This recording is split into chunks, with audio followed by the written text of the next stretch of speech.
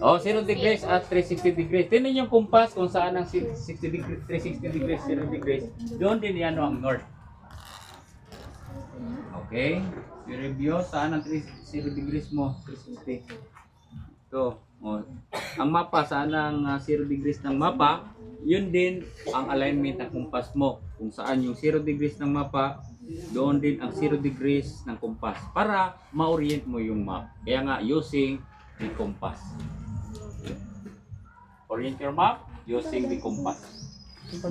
Ba, ang tinuro, ilagay ang compass sa mapa.